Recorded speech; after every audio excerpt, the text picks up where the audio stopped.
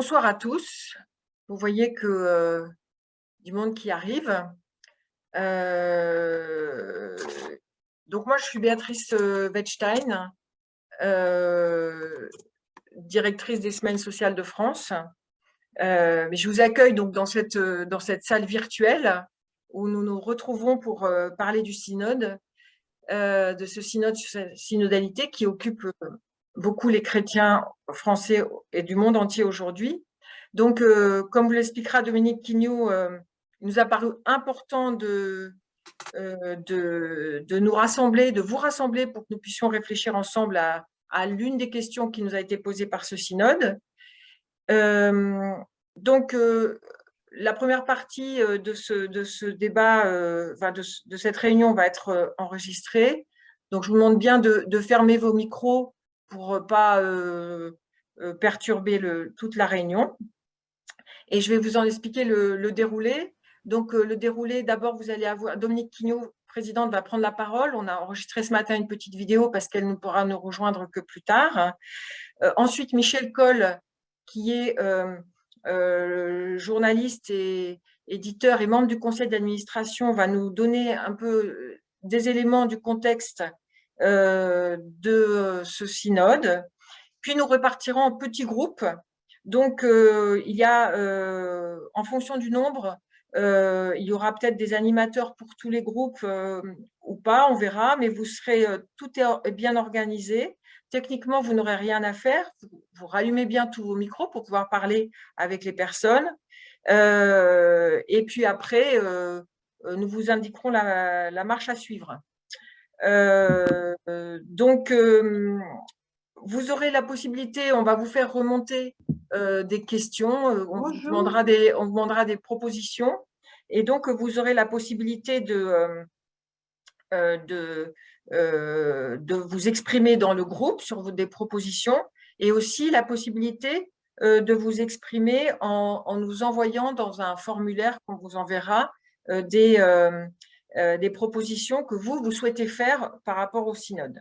Voilà, si ça se trouve, vous êtes peut-être déjà engagé dans des démarches synodales ailleurs, donc c'est aussi un moyen d'en faire plus.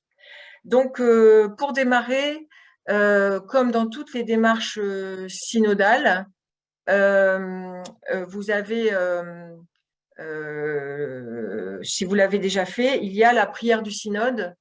Donc, je vais demander à Laurent d'ouvrir son écran et à Marie de partager la prière du synode pour que nous puissions la vivre ensemble.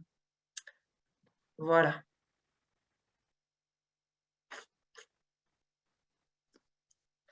Nous voici devant toi, Esprit Saint, en ton nom nous sommes réunis. Toi, notre seul conseiller, viens à nous, demeure avec nous, daigne habiter nos cœurs. Enseigne-nous vers quel but nous orienter, montre-nous comment nous devons marcher ensemble. Nous qui sommes faibles et pécheurs, ne permets pas que nous provoquions le désordre. Fais en sorte que l'ignorance ne nous entraîne pas sur une fausse route, ni que la partialité influence nos actes.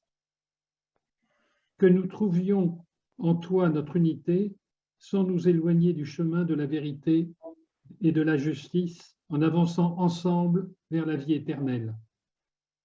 Nous te le demandons à toi qui agis en tout temps et en tout lieu dans la communion du Père et du Fils pour les siècles des siècles. Amen. Amen.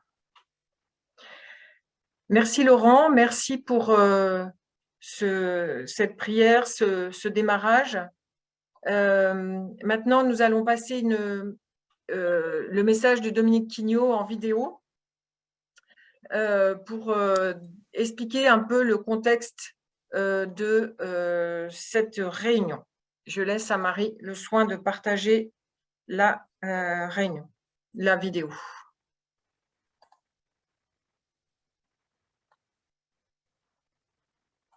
Bonsoir, merci d'être si nombreux avec nous ce soir. D'abord, je vous présente mes excuses parce que je ne peux pas être avec vous au tout début de cette rencontre et de ce web débat. comme on dit. Je voudrais juste vous expliquer pourquoi nous nous lançons dans cette aventure que nous avons d'ailleurs commencé sur notre site avec une page forum dédiée à ces questions de la transformation ecclésiale. Vous savez, nous, Semaine sociale, nous sommes plutôt portés sur la question de la transformation sociale à partir de l'enseignement social de l'Église.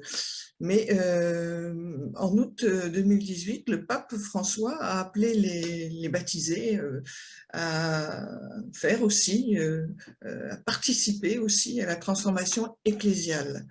Et c'est à ce titre-là que les semaines sociales se sont engagées dès le début dans un collectif d'associations, aujourd'hui une cinquantaine, qui essaie de répondre donc à cet appel à la réflexion pour changer certaines choses dans notre Église. Voilà, donc nous sommes engagés sur la réflexion synodale, comment rendre cette Église plus synodale où chacun ait sa place, laïcs comme clercs, hommes et femmes, pauvres et moins pauvres, sachants et moins sachants, etc. Donc toutes ces questions, nous y travaillons avec Promesse d'Église. Chacun d'entre vous est invité à le faire aussi dans les instances diocésaines prévues pour, ou dans leur groupe d'appartenance, etc. Mais nous avons, nous, Semaine sociale, à un moment donné de ce chemin synodal français, avoir à proposer une contribution qui sera associée aux autres contributions des autres mouvements et présentée au final de cette démarche comme les contributions d'un diocèse. Voilà. Donc pour nourrir la contribution des semaines sociales, donc, je l'ai dit, nous avions ouvert un forum, il y avait un mur d'expression à Versailles lors de notre dernière rencontre. Et là, nous nous sommes dit, ben, ce serait bien qu'on se réunisse pour essayer de travailler ensemble, en sachant que on va un peu cibler les thèmes, cela vous sera expliqué, parce que nous, notre fonction, notre mission, c'est d'être en dialogue avec la société.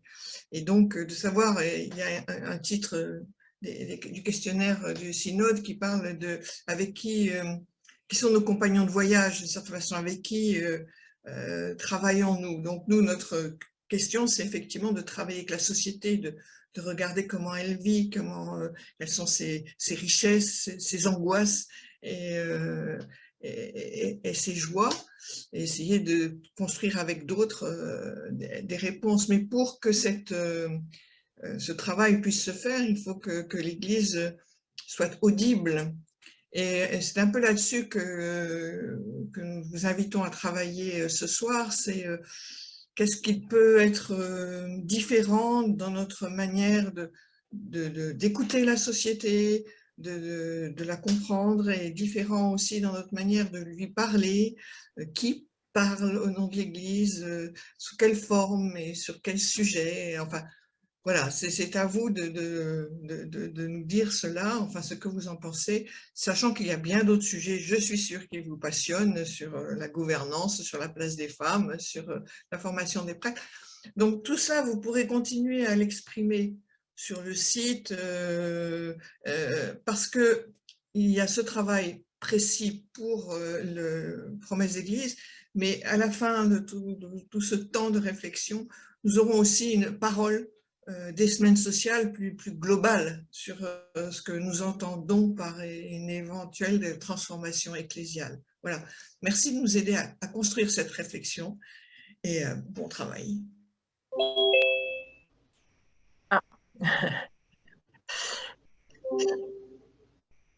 Bien, eh bien écoutez, donc voilà, Dominique Quignot vous a rappelé, vous a réexpliqué ce contexte qui est ce contexte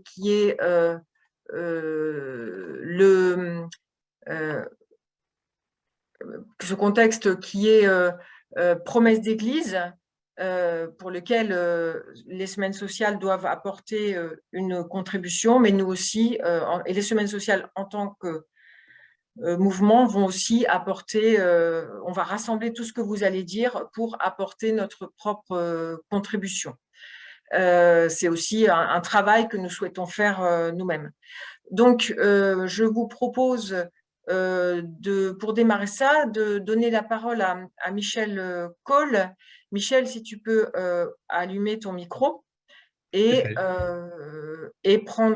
démarrer pour nous expliquer un peu le contexte de ce travail synodal que l'Église a démarré. Merci Michel. Merci à toi Béatrice, bonsoir à toutes et à tous. Une règle d'or du journalisme veut qu'on présente un sujet avec clarté et précision en répondant à 5 questions fondamentales: qui, quoi, où, quand, comment, combien. Je vous propose donc d'appliquer ce soir cette technique pour vous présenter les grandes lignes du synode sur la synodalité. Puis j'introduirai notre entrée en sous-groupe, chargé d'une part de débattre des 2 thèmes proposés par les semaines sociales, dialogue interne et dialogue externe de l'Église, et d'autre part d'élaborer 2 propositions en rappelant des spécificités de l'esprit synodal, celui qui doit justement présider à nos échanges de ce soir. Première question, le synode, c'est qui? Eh bien, c'est tout le peuple de Dieu qui est convoqué à s'exprimer sur l'avenir de l'Église. Femmes et hommes, jeunes et aînés, clercs et laïcs, baptisés en responsabilité ecclésiale ou non, associés à des mouvements, des services, des communautés ou en roue libre, catholiques de toutes les obédiences, de toutes les cultures, des 5 continents, tous sont concernés et tous sont appelés à se mettre à l'écoute du Saint-Esprit, qui est le premier protagoniste de ce synode, rappelé récemment le pape François aux responsables d'Action catholique de France.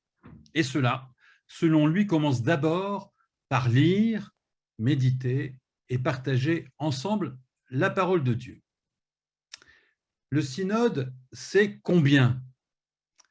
Les 1,3 milliard de catholiques recensés sur la planète en 2021 sont tous concernés par le synode. Mais à l'évidence, seulement une minorité d'entre eux s'impliquera réellement dans le processus voulu par le pape pour améliorer le vivre ensemble dans l'Église et redynamiser son témoignage dans le monde actuel. Toutefois, le pape lui-même et d'autres responsables et observateurs mettent en garde contre l'oubli de ces personnes lointaines, de ces sans-opinion, et contre le risque de bâtir ainsi une Église élitiste, n'abordant que des thèmes complaisants et ne s'adressant, comme le disait Dominique tout à l'heure, qu'aux mieux formés, aux mieux informés, aux plus éloquents, aux plus rompus aux arcanes ecclésiastiques. Il importe donc, en conséquence, que les participants au synode, et nous ce soir, nous soyons aussi des porte-parole des hommes et des femmes qui, pour X raisons, ne prendront pas la parole.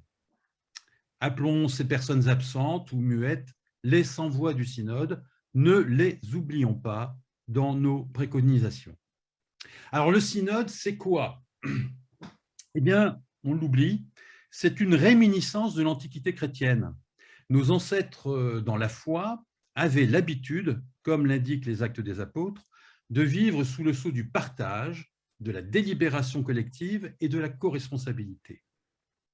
L'étymologie grecque de synode signifie en effet faire route ensemble. Ce concept ancien a été, au fil du temps, un peu oublié par l'Église catholique, à la différence des églises orthodoxes et protestantes qui, elles, l'ont perpétué sous des formes certes différentes. Le synode réapparaît dans les mœurs catholiques dans le sillage du Concile Vatican II. En 1965, le pape Paul VI réhabilite le synode des évêques en vue de rendre plus collégial le gouvernement de l'Église. À l'initiative du pape, les évêques se réunissent périodiquement à Rome pour débattre de thèmes majeurs qui intéressent la vie de l'Église universelle, sans compter les synodes dits continentaux, régionaux ou extraordinaires. 15 synodes ont ainsi déjà eu lieu depuis 1977 à Rome, et celui qui nous occupe sur la synodalité sera donc le 16e. Le synode, c'est quoi encore? Eh bien, ce n'est pas une simple discussion, ce n'est pas la recherche du consensus, d'une majorité. C'est ce que fait un parlement, comme cela se fait en politique. Ce n'est pas un plan, ce n'est pas un programme à mettre en place, c'est le pape qui parlait aussi ainsi aux représentants de l'Action catholique en France. Mais alors, vous me direz, qu'est-ce que c'est qu'un synode? Eh bien, le pape répond là encore, c'est un style à adopter, à savoir une manière d'écouter l'Esprit Saint et donc de rechercher le bien commun, le sens de l'universalité de l'Église. Ce n'est certainement pas d'écouter ses propres besoins, ses propres fantasmes ou désirs particuliers. Le synode n'est donc pas un exercice démocratique au sens courant du terme. C'est un véritable exercice spirituel de conversion personnelle et collective, et sa trame essentielle est le dialogue. Un dialogue qui passe par l'écoute de la parole, puisque c'est Dieu toujours qui parle le premier dans le dialogue du salut, dans l'histoire du salut. Un dialogue qui passe ensuite par l'écoute de l'autre, de celui en particulier qui vit, qui pense différemment. Un dialogue enfin qui permet de discerner les signes des temps, ces indices de la présence agissante de l'Esprit Saint dans le monde et dans l'Église. Ce sont ces indices qui permettent d'élaborer une parole qui serve et fasse progresser le bien commun. Alors on dit souvent que le pape François est un pape jésuite qui met toute l'Église en exercice spirituel. Eh bien, ce synode que nous vivons en accrédite volontiers l'idée. Comment se réalise un synode? Alors on peut se demander si le synode n'est pas un vœu pieux, un machin, entre guillemets, qui fait circuler de la parole pour obtenir en définitive des miettes de faibles résultats. Aujourd'hui, nous constatons dans la société que la tendance dominante est d'exclure le point de vue des autres et de rendre impossible tout dialogue. Cette situation-là compromet à la racine la possibilité pour les êtres humains de délibérer ensemble, de trouver des solutions ensemble, bref, de vivre ensemble. L'actualité nous donne toutefois, j'allais dire, des raisons d'espérer et des exemples encourageants. Sans nullement prétendre que l'esprit souffle constamment dans les rouages des institutions européennes, la recherche systématique d'un compromis par les 27 pays membres de l'Union européenne, en veillant à ce qu'aucun d'entre eux ne soit spolié ou humilié, relève de ce style synodal dont parle le pape François. C'est un processus long, rude, exigeant, mais qui peut porter du fruit, et même beaucoup de fruits, comme l'illustre par exemple l'adoption en décembre 2020 du plan de relance pour l'Europe suite à la crise du Covid. Il est le plus vaste train de mesures économiques jamais adopté dans l'histoire de l'Union européenne.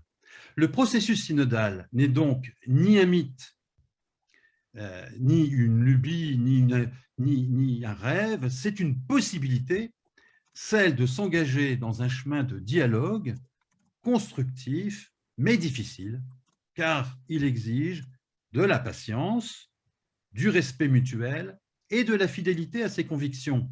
Une fidélité qui, toutefois, écarte toute forme d'arrogance ou de domination. Alors, le synode, c'est tout. Je continue mes questions. Le synode, c'est tout. En 2018, le pape François a apporté une réforme importante au synode des évêques en renforçant les enquêtes préliminaires qui ont donc lieu avant la convocation des évêques à Rome et la rédaction du document de synthèse finale qui, comme son nom l'indique, synthétise les orientations et les décisions qui ont été prises. Désormais, les synodes ne sont plus donc centrés à Rome et au Vatican, mais s'échelonnent dans l'Église universelle, principalement à 3 niveaux, le niveau diocésain, le niveau continental et le niveau universel, avec donc le synode des évêques à Rome. Le synode, c'est quand? Eh bien, c'est maintenant, vous me direz, on est dedans, mais les grandes étapes du synode sur la synodalité de l'Église, les voici. Elles se sont ouvertes à Rome les 9 et 10 octobre 2021. Elles se sont ouvertes dans tous les diocèses du monde le 17 octobre 2021. La phase diocésaine du synode, elle a lieu d'octobre 2021 à avril 2022 et elle donnera lieu à la rédaction du premier document de travail qui sera réalisé par le secrétariat romain du synode. La phase continentale du synode prendra le relais de septembre 2022 à mars 2023 et elle aussi donnera lieu à la rédaction du deuxième document de travail qui sera réalisé par le secrétariat romain du synode. Enfin, la phase de l'Église universelle sera marquée par la convocation des évêques à Rome en octobre 2023 et elle sera sanctionnée par un document final validé par le pape et qui sera probablement publié en 2024. Voilà, j'ai répondu aux 5 questions, mais avant de conclure, j'espère être dans le timing, oui, je soulignerai quelques spécificités de l'esprit synodal qui doit animer nos discussions dès ce soir. L'enjeu du synode, et l'enseignement du pape le souligne très fortement, est de permettre à chaque croyant de devenir adulte dans la foi pour partager l'évangile avec les autres, non pas en se mettant en surplomb ou hors sol par rapport au monde, non pas en déclarant la guerre ou en s'isolant du monde contemporain, mais en dialoguant, en entrant en dialogue avec lui, sans compromission, mais avec bienveillance et persuasion. Donc il faut être aussi argumenté. Deuxième spécificité, la crise que traverse notre civilisation et par ricochet l'Église catholique est à considérer non pas comme une voie sans issue, une impasse débouchant sur un ravin.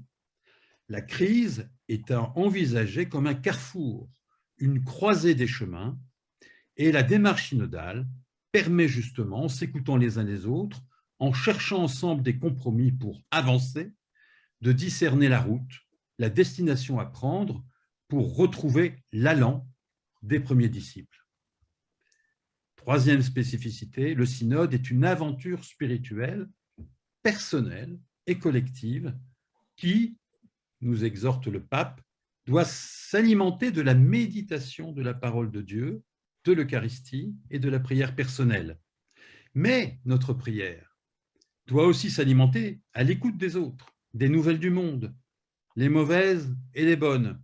Et la prière aide à ne pas se laisser submerger justement par le malheur, les mauvaises nouvelles, la peur, à discerner aussi les interstices d'optimisme qui ne manquent pas non plus dans l'actualité. Prier donc augmente notre capacité d'écoute et de discernement.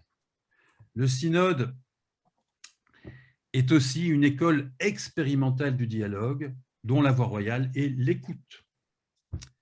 L'écoute mutuelle, l'écoute franche aussi, qui n'élude pas les désaccords.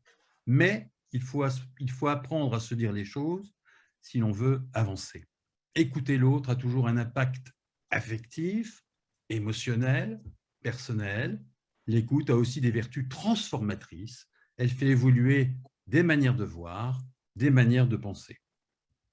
Ce synode, on le voit, ouvre pour chacune et chacun un chemin de conversion personnelle et collective afin de changer profondément l'Église, la rendre plus servante, plus proche du monde dans lequel nous vivons.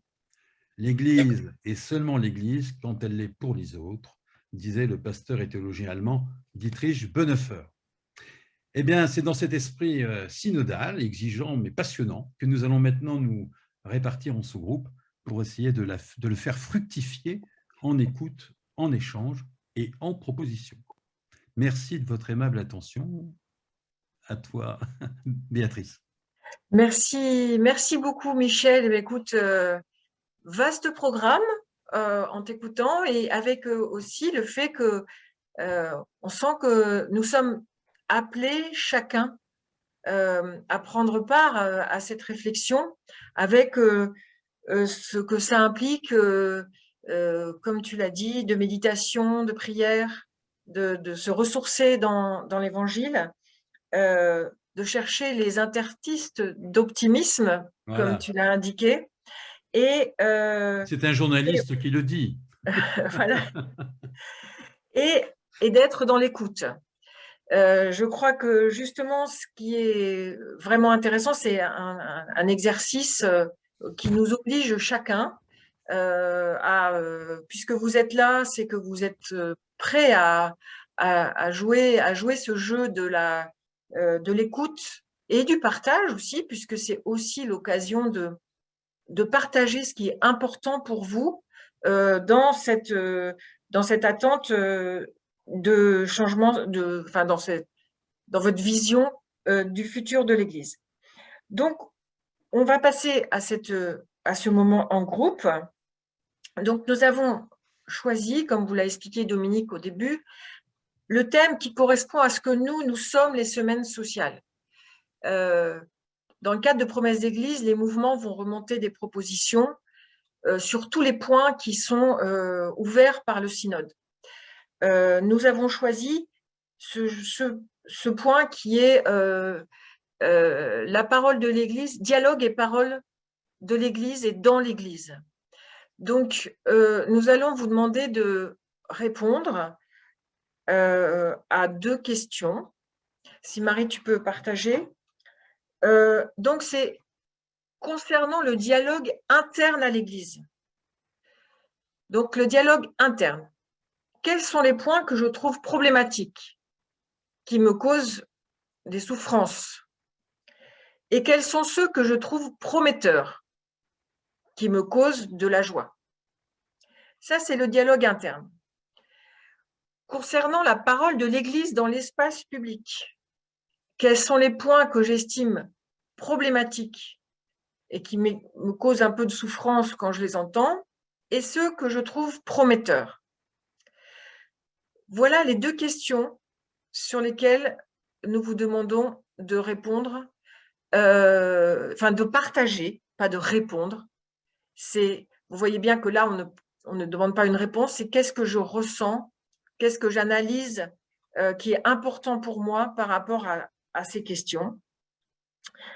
Donc, dans ce temps de parole, il va être important que tous puissent s'exprimer, que chaque prise de parole il est important de ne pas monopoliser pour que tout le monde puisse parler et que l'écoute, évidemment, soit bienveillante.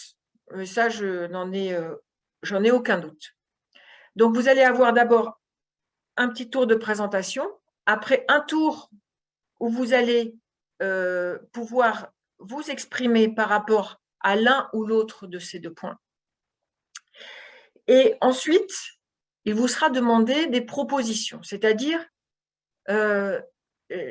j'aimerais tellement que, pour améliorer le dialogue interne à l'Église, il puisse être mis en place tel type de structure, par exemple. Ou je souhaiterais que l'Église parle plus souvent de tel sujet. Donc là, c'est le moment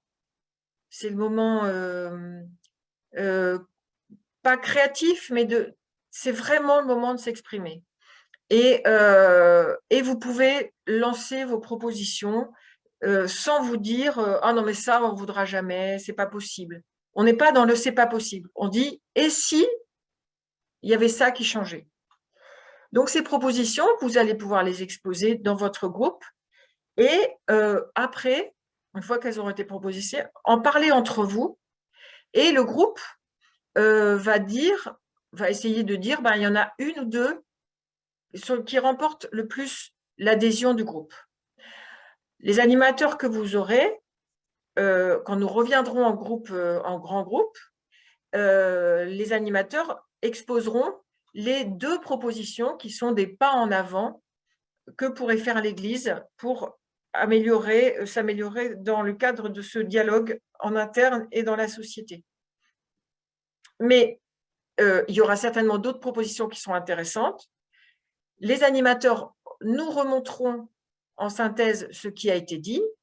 Et comme vous aurez également un formulaire qui vous sera envoyé, le lien, vous l'aurez, et vous recevrez le mail de ce formulaire dès demain, vous pourrez nous répondre et nous mettre vos propositions que vous souhaitez aussi mettre en avant, à la fois sur ce thème et sur d'autres thèmes qui vous semblent importants, et nous nous en débrouillerons derrière. Voilà. Donc, il est 21h06. Nous avons 1 heure pour discuter, échanger, partager, réfléchir.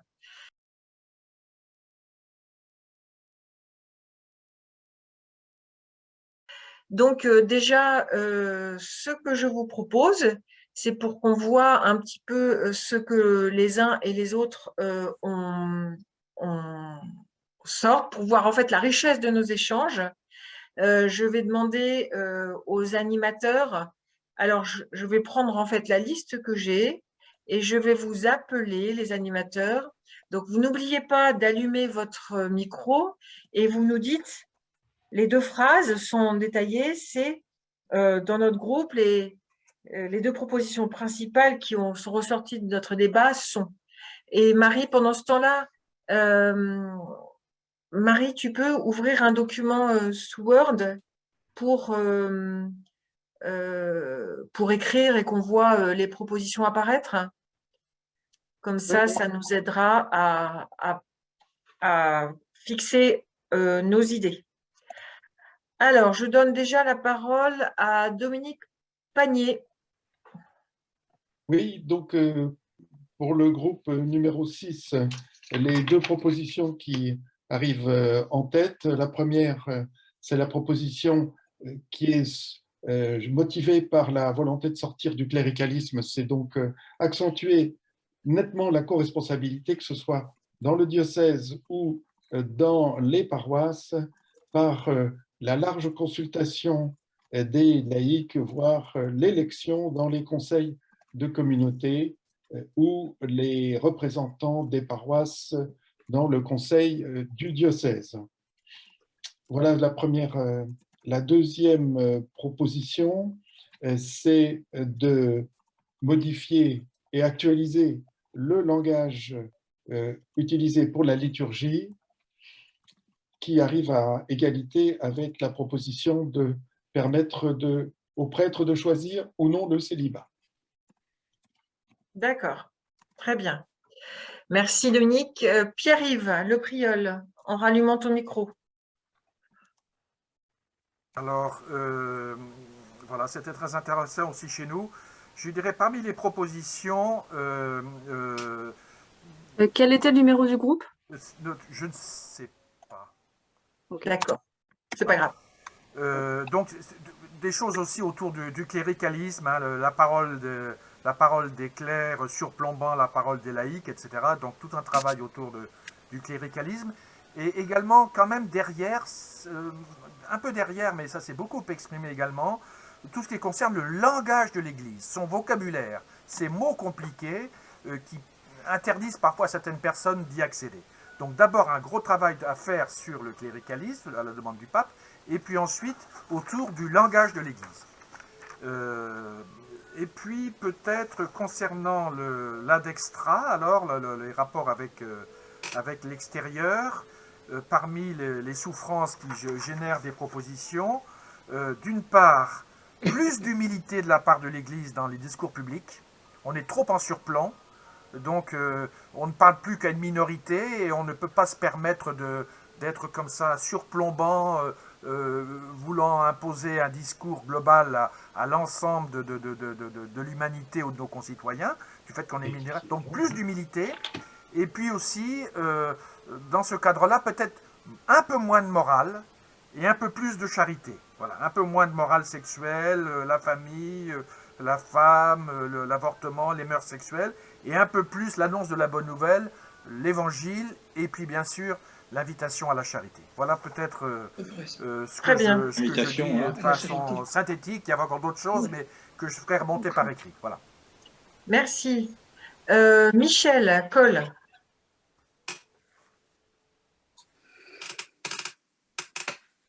Michel. Oui, voilà, je suis parmi vous, je suis revenu. Donc, c'était le sous-groupe 12, si je ne me trompe pas. Passionnant. On aurait bien eu envie de prolonger la soirée, c'était passionnant. On a réussi in extremis à formaliser les deux les deux propositions sur le dialogue ad intra, donc en interne.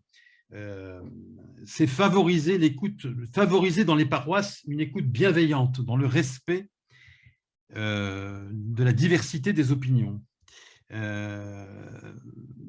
Voilà, et savoir aussi discuter franchement, apprendre à se dire les choses en vérité pour régler des problèmes et aller de l'avant. Voilà, c'était vraiment ce qui est un petit peu été la trame de tous les échanges que nous avons eus.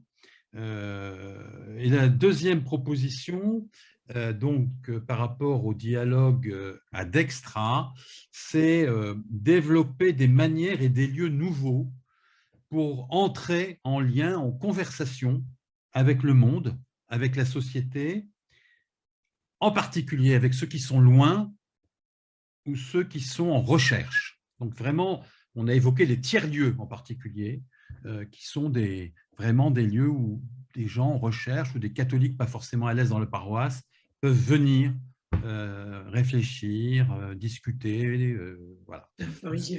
Très marqué. Très bien. Geoffroy Devienne. Voilà, Geoffroy. évidemment, le cléricalisme a retenu toute notre attention avec une nécessité d'écoute, de partage, d'accueil de la parole qui ne vient pas uniquement des clercs. Ça, c'était le point important. Le deuxième point, on l'a dit, mais c'était très fort chez nous aussi, c'est la notion de langage. Donc, le clergé aujourd'hui a un langage qui n'est pas adapté à la vie des gens, un langage compliqué et surtout qui ne colle pas aux préoccupations et au terrain. Et avec un point qu'on a soulevé, c'est qu'il n'y a pas de raison que les prêtres aient le monopole de l'homélie.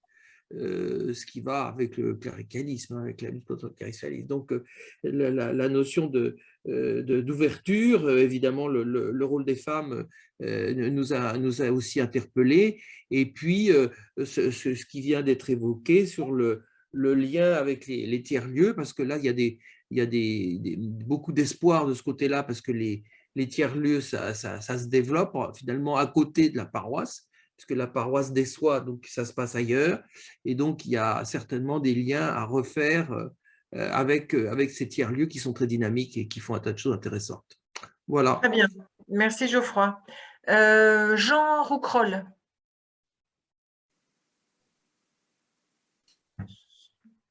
Jean, sans oublier d'ouvrir le micro. Est-ce que Jean est là?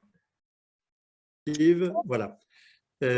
Première proposition, favoriser absolument le développement des communautés locales dans chaque petit clocher qui n'a plus de prêtre, dans ces paroisses où il y a 10 clochers qui dépendent du même prêtre, aider ces communautés à exister, même si le curé ne peut pas y être, ce qui n'est pas nécessairement mauvais pour le développement de ces paroissiens.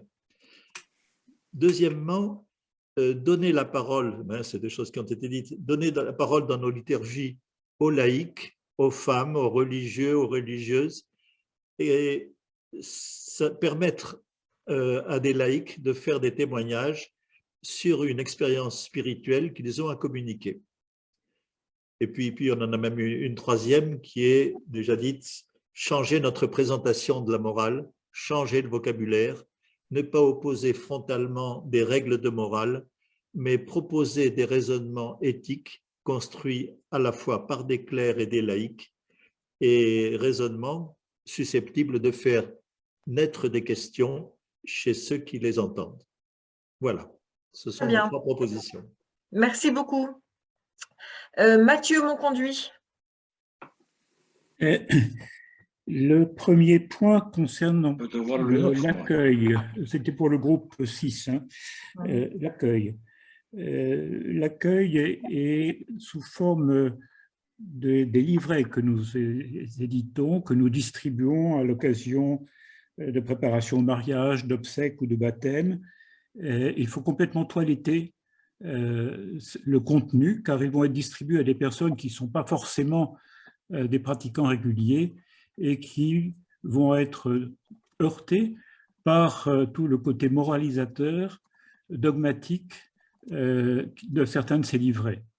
Et donc, les revoir profondément pour être dans une position beaucoup plus d'accueil, position d'accueil qui, quelquefois, est de plus caractérisée par un refus de certains clercs d'accueillir à la communion des gens qu'ils ne voient pas toutes les semaines à la messe.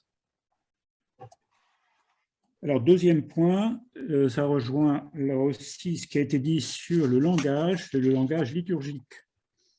Langage à revoir complètement, d'autant qu'une bonne partie de ce langage est fondé sur des compromis de théologiens du IVe siècle, et qu'il serait peut-être bien de revenir sur certains, non seulement sur la terminologie, mais aussi sur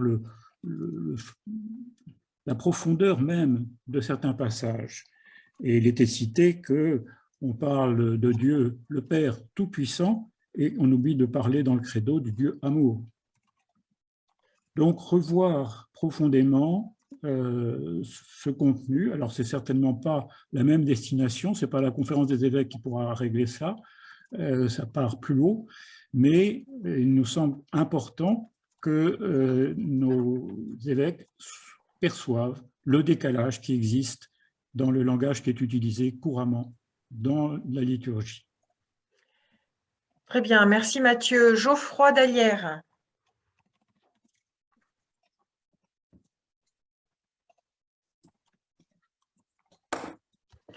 Geoffroy, est-ce que tu as allumé ton micro? Pardon, Voilà. excusez-moi. Les deux propositions qu'on a retenues se mettent sous un même chapeau qui est déconstruire le cléricalisme systémique. Alors, c'est un grand mot, mais qu'est-ce qu'il y a derrière?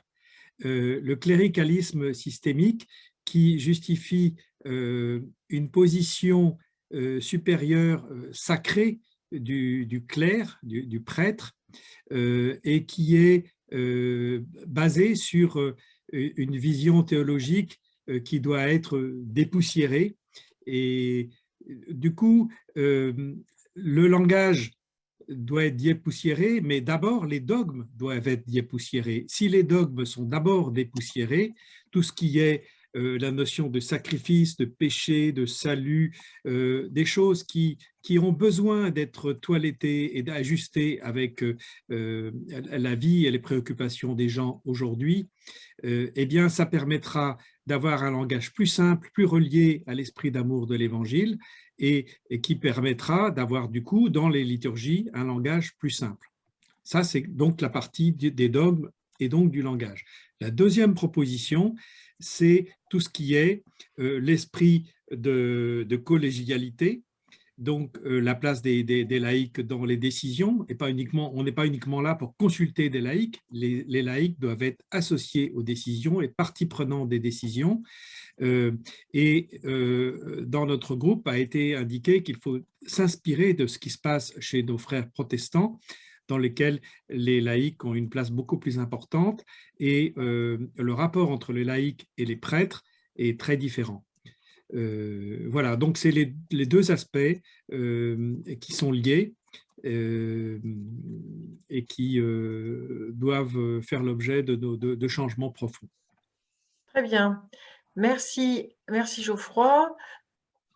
Après Geoffroy, c'est Laurent de Motor.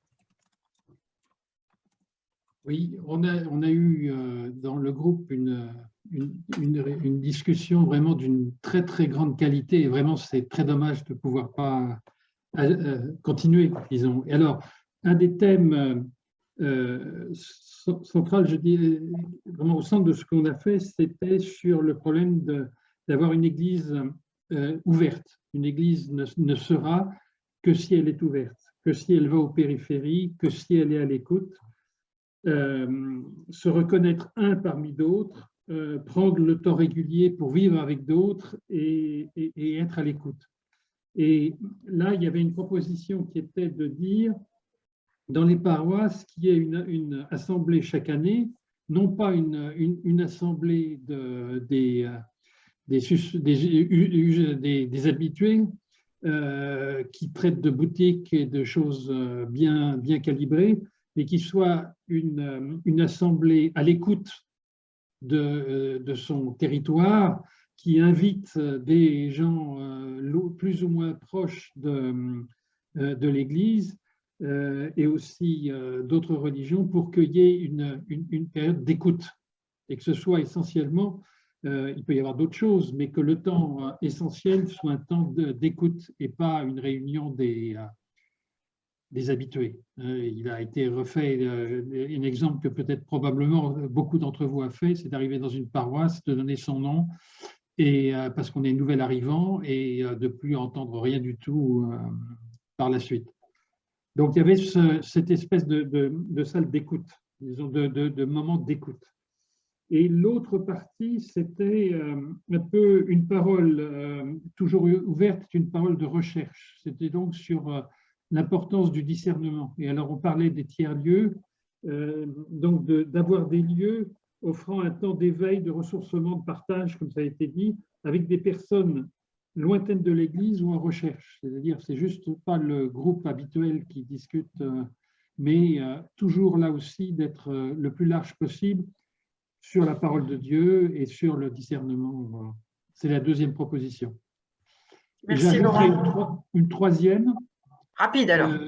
Qui a été mentionné, c'est sur le rapport SIAZ. C'est-à-dire qu'il faut vraiment que ce rapport soit mis en œuvre et qu'il y ait un suivi de la mise en œuvre parce que notre dialogue avec la société est tellement parasité par ça que tant qu'on n'a pas bien avancé là-dessus, on va avoir des difficultés énormes. Merci Laurent. Françoise Philippe. Pardon. Oui, alors notre groupe a retenu la première contribution dans le sens de tout ce qui pourrait revitaliser les communautés et aussi avoir le souci de ceux qui passent, ceux qui disparaissent, ceux qui ne sont que de passage. Alors l'idée, ce serait d'organiser systématiquement un forum des associations, des mouvements, éventuellement en début d'année, et mettre vraiment en valeur les témoins, les personnes engagées qui donnent envie, qui font que l'évangile est davantage désirable et partagé. Voilà, la deuxième proposition, plus ad extra, c'est tout ce qui concerne la morale familiale et sexuelle de l'Église. Que celle-ci soit plus débattue par des hommes, des femmes, éventuellement que ce soit dans la conférence des évêques de France avec la présence de laïcs engagés, et que la parole des femmes et des hommes soit partagée à parité dans ces instances-là. Voilà. Merci Françoise. Bernard Chenevet. Oui, dans notre groupe, on a évoqué deux points importants qui nous ont semblé en tout cas importants. D'une part, établir des conseils de laïcs à tous les niveaux pour mieux gérer avec les clercs la communauté, l'ensemble de la communauté que nous formons, pour pouvoir intervenir dans les procédures de nomination des clercs, pour que les appels en responsabilité soient faits par la communauté dans son ensemble et pas seulement sur la base des vocations exprimées par les clercs. D'ailleurs, un tel conseil de laïcs au niveau de la conférence des évêques de France pourrait donner le point de vue de… Pardon, c'est un tout petit peu rapide. Juste, est-ce que vous pouvez juste reprendre, j'ai raté après, pour nommer les clercs, et ensuite, il y avait une troisième idée. Un conseil de laïcs. Un conseil de laïcs au niveau de la commission des évêques, au niveau de la conférence des évêques de France, pourrait donner à la société le point de vue de l'Église aux côtés des évêques, alors qu'aujourd'hui, on interroge essentiellement les évêques et uniquement quasiment les évêques pour avoir ce point de vue. Deuxième proposition, vers la société là aussi, mais rendre la parole plus audible, la parole de l'Église plus audible, par une meilleure écoute de ce qui se passe dans la société et son évolution, en tenant davantage compte de la diversité qui nous caractérise, en donnant la place qui leur revient aux jeunes, aux femmes et aux pauvres. Merci Bernard. Je vais appeler l'autre Bernard, Bernard Clergeat. C'est la Oui, bonjour. Alors, dans notre groupe très, très divers, aussi bien urbains que ruraux, les deux propositions. Alors, la première proposition porte sur un changement de logiciel en matière de gouvernance de l'Église. Ça passe par la parité claire laïque dans les différentes instances et conseils, la place des femmes également dans l'Église. C'est aussi repromouvoir ou généraliser, à côté des cultes dominicaux, les cultes domestiques, hein, que ce soit des maisonnées, des fraternités, des communautés, des groupes de spiritualité, y compris avec les gens plus éloignés de l'Église ou en recherche de spiritualité. La deuxième proposition, c'est promouvoir Laudato Si comme vecteur d'évangélisation number one. Et puis, une interrogation des participants. Qu'est-ce qu'ils auront comme retour de nos réflexions de ce soir? Est-ce qu'il y aura possibilité de leur communiquer les adresses mail, par exemple, des participants du groupe? Parce qu'on a déjà parlé d'échange de certains documents entre nous. Ce serait bon de pouvoir rebondir dessus. Voilà. D'accord. Donc, après… Et d'avoir la liste des… puisqu'elle est imprimée, ça pourrait être très utile. La liste… qui vient des souhaits. Ah oui, bien sûr, oui. Il y aura, ne vous inquiétez pas, tout ce qui est mis là, vous le retrouverez sous une forme organisée sur le site. Il n'y a pas de problème. Oui, il n'y a pas de problème. Jérôme Vignon. Et alors, nous aussi, nous avons un groupe très vivant, avec la participation d'un prêtre allemand depuis la Turquie qui nous a donné un peu de profondeur. Wow. Nos deux propositions sont sous-tendues par l'idée que si le dialogue à l'intérieur de l'Église s'améliorait, ça serait aussi une voie pour que le dialogue avec la société s'améliore. Et on a pris comme signe avant-coureur la détente qui s'opère à l'intérieur et à l'extérieur autour de la discussion sur la SIAZ. Donc, nos deux propositions, d'abord pour l'intérieur de l'Église, c'est que le souffle du synode sur la synodalité, qui nous semble donner un bon élan, se perpétue. On voudrait que ça devienne permanent et à cette fin, que les conseils pastoraux paroissiaux et puis des conseils pastoraux diocésains qui sont à établir, reçoivent une véritable effectivité, et qui soient élus démocratiquement et qui soient régulièrement renouvelés avec un vrai pouvoir d'intervention, une capacité de coopération. La seconde proposition, qui concerne plutôt l'extérieur, le dialogue à la société, c'est de tirer tout le parti possible de la laïcité à la française. En réalité, il y a plus d'occasions qu'on ne croit de pouvoir partager avec d'autres religions et avec des non-religieux sur des questions essentielles. Les médias, certains médias pourraient nous y aider.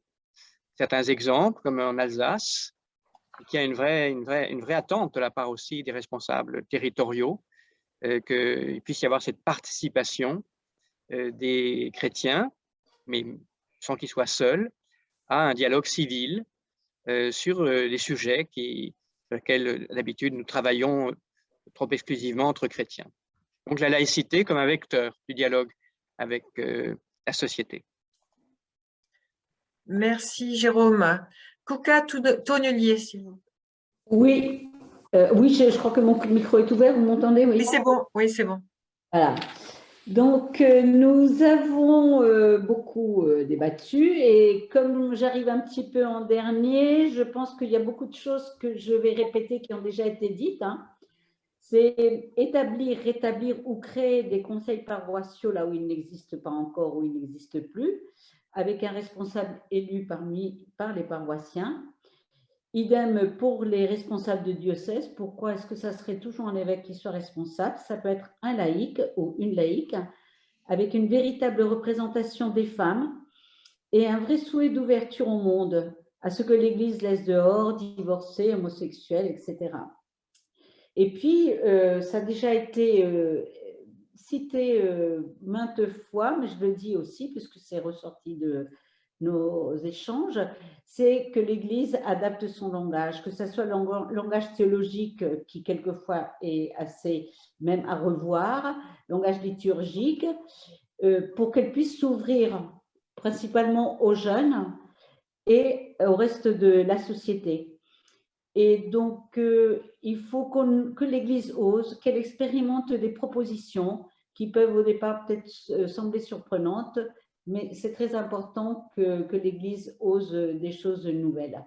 Et donc, toujours aussi une modification de ce langage qui ne tient plus la route au niveau de la morale sexuelle et familiale. Voilà, en gros, j'espère que j'ai respecté les souhaits de mon équipe. Voilà. Merci. Jean-Michel Vienne. Chez nous, nous avions une secrétaire. Je laisse la parole à Véronique Gauthier. Alors, Véronique Gauthier. Qui peut prendre la parole?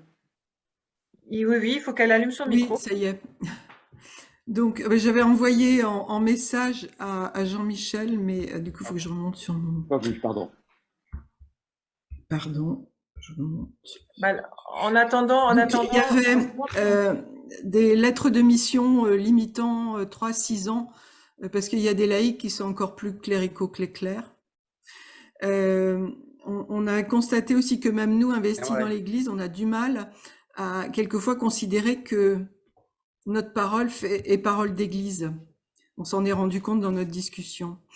Il faut plus de laïcs dans toutes les instances de décision de l'Église, donc toutes les instances, donc il y a des endroits où c'est à créer aussi, et que la parole des laïcs soit plus audible à l'extérieur, dans les médias en particulier. Il y avait aussi un point sur la liturgie, où un prêtre disait que en Belgique, c'était beaucoup plus facile d'adapter la liturgie aux personnes qui participent à la messe. Voilà. Merci beaucoup. Il nous reste encore Alain-Pierre Combette. Il nous reste 3 groupes. Alain-Pierre, est-ce que vous êtes dans les parages? Ça y est. Ça y est. C'est bon? Vous m'entendez? Bon. Ouais. Dans notre groupe, nous avons eu un certain nombre d'échanges. Alors, la première, c'est le rapport des relations entre les prêtres, les laïcs et les mouvements. Et le problème de ce rapport avec l'autorité cléricale.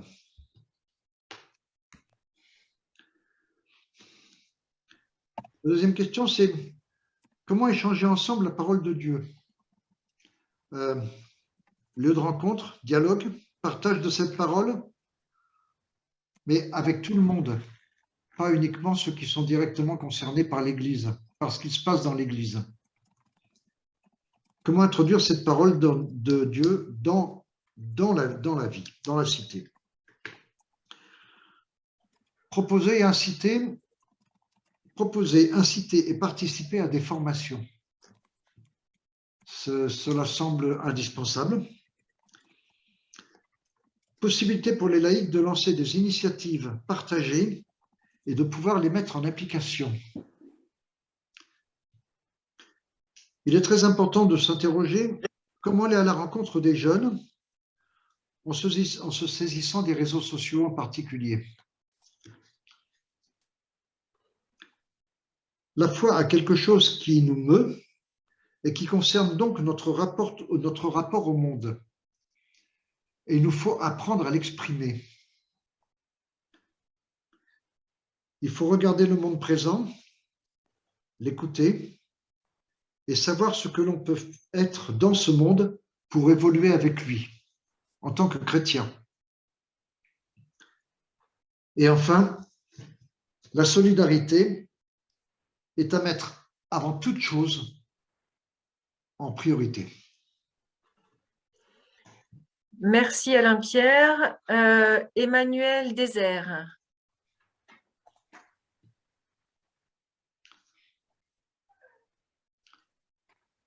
Alors, est-ce qu'Emmanuel se connecte? Emmanuel? C'est bon? Oui, on vous entend. Merci. Donc, première proposition, réserver dans l'année plusieurs temps au débat de la communauté paroissiale sur les grandes, sur les grandes décisions hein, de la vie d'église, de notre église locale. Et deuxième proposition, développer une parole, de notre église locale, pardon. Deuxième proposition, développer une parole de questionnement et de réflexion sur les questions bioéthiques, relayée par développer une parole de questionnement et de réflexion sur les questions bioéthiques relayées par les laïcs. En prenant exemple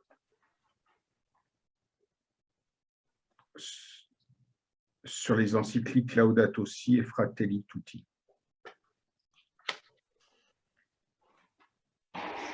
Très bien, merci beaucoup. Et pour terminer, Alice Lemoyle. Oui, bonsoir à tous. Alors, pour ce qui nous concerne, nous avons fait à l'école de Michel Coll un chemin de dialogue constructif. Nous ne sommes pas parvenus tout à fait au bout du chemin, mais nous avons toutefois des propositions à formuler pour à verser au débat. Et je remercie les participants du groupe pour la qualité de leurs propositions. Alors, il y avait une proposition autour des formes d'expression de l'Église. Donc là, c'était pour le dialogue ad intra, comme il a été dit. Revisiter les formes d'expression de l'Église pour toucher un public plus large et plus divers dans l'Église, tel que, par exemple, la messe qui prend son temps, qui a été mentionnée. En tout cas, l'idée qu'au sein de la messe, on puisse avoir des espaces de dialogue en interne. Et retisser un lien avec, et j'ai trouvé ça, ça m'a touchée, retisser un lien avec les paroissiens qui suivent la messe à la télé et qui sont enracinés dans un territoire, avec cette idée de se dire que c'est pas parce qu'on suit la messe à la télé que, notamment donc, sur le jour du Seigneur, qu'on n'est pas aussi en lien avec la vie de notre territoire, et donc quelque chose d'intéressant à ce propos. Bon, tout ce qui a été autour du langage, on l'a beaucoup dit, mais il a été mentionné sur le dialogue, pour le coup, vers l'extérieur, l'importance de la délicatesse des termes concernant les personnes dans l'expression publique, si on veut être audible, par exemple, et ça a été dit dans le chat aussi, les personnes homosexuelles, par exemple, ou les divorcés remariés. Voilà, l'Église peut avoir parfois, soit malgré elle, soit pas malgré elle, mais des paroles blessantes. Et donc, comment est-ce qu'on est attentif aux termes employés pour les personnes, pour ne pas les abaisser, mais plutôt les relever. Voilà ce qui... Et puis, évidemment, un homme a mentionné l'importance de la place des femmes pour enrichir la réflexion, et je vous remercie, mais ça a été dit à plusieurs reprises. Voilà, de façon très courte. Et cette idée aussi, qui me semble vraiment importante, un participant a dit à la fin, l'Église doit être non pas sur un avant-plan, mais à la portée des personnes auxquelles elle s'adresse. Et donc, cette idée que, voilà, il faut aussi se mettre... accepter de ne pas être tout là-haut et d'être un peu plus proche des personnes à qui on veut parler. Voilà. Bien, merci Alice. Eh bien, écoutez, waouh, waouh, il y en a des choses. Je sens, on n'était pas dans les groupes, mais on sent que ça a échangé, que c'est parti avec beaucoup d'intensité et surtout, on sent vraiment le désir de changement dans le bon sens. Que tout le monde, qui s'exprime là. Donc, d'un point de vue, comme ça a été dit, nous allons récolter, parce que c'est vraiment une moisson, hein, voilà, donc nous allons récolter toutes vos réflexions grâce aux animateurs que je remercie vraiment encore d'avoir pris ce temps, cet engagement, et nous en aurons des traces au-delà des 2 contributions qui seront à l'intérieur de Promesses d'Église. Vous aurez donc, comme je vous l'ai expliqué, un formulaire dans lequel vous pourrez reprendre les propositions qui vous paraissent les plus importantes pour vous, ou s'il y a des choses qui n'ont pas été dites et que vous auriez souhaité mettre en avant. N'hésitez pas à nous en faire part. Vous pouvez toujours aller sur le forum. Et puis, normalement, dès demain, vous pourrez réécouter l'intervention de Michel et ainsi que tout ce qu'on vient de se dire. Donc voilà, donc c'était une expérience inédite pour nous, ce débat. J'espère que ça vous a plu. Le questionnaire, le formulaire que nous aurions est aussi un questionnaire d'évaluation. Donc, vous verrez, dites-nous un peu ce que vous avez pensé de cette soirée. De façon plus générale, vous pouvez nous suivre en vous abonnant à notre newsletter sur les réseaux sociaux. Et encore, le mieux du mieux, c'est d'adhérer à l'association. Comme ça soutient toutes les actions qu'on fait au cours de l'année. Et puis, évidemment, quand vous participez à la rencontre. Voilà, donc je vous remercie grandement. Je vais laisser maintenant la parole à Dominique. Dominique qui nous a rejoint afin qu'elle puisse conclure ce grand temps fort que nous avons passé tous ensemble. Dominique, c'est à toi. Oui, ben j'ai réussi à me joindre à un groupe et de suivre moi aussi la discussion, et je me réjouis de ce que j'ai entendu, et il y a quelqu'un qui vient d'écrire c'est bien de se sentir sur la même longueur d'onde, et c'est vrai que je pense que c'est quelque chose qu'on a pu ressentir tous, quoi, la même envie que notre Église soit plus vivante et plus proche de cette société dans laquelle elle n'est plus qu'une tout petite troupeau. Voilà. Donc merci, on donnera des suites à cela. Il va falloir en tirer une brève intervention pour ce qu'on donnera à Promesse d'Église, mais je pense que grâce à tout ce travail fait là aujourd'hui, et puis d'autres qui se continuera, on pourra aussi écrire quelque chose de plus semaine sociale à la fin de cette réflexion. Merci infiniment à tous. Je pense qu'on se disait qu'on finirait bien par un autre Père, histoire de nous mettre sous le regard de Dieu à ce moment. Voilà. Merci infiniment de vos participations et merci de votre écoute.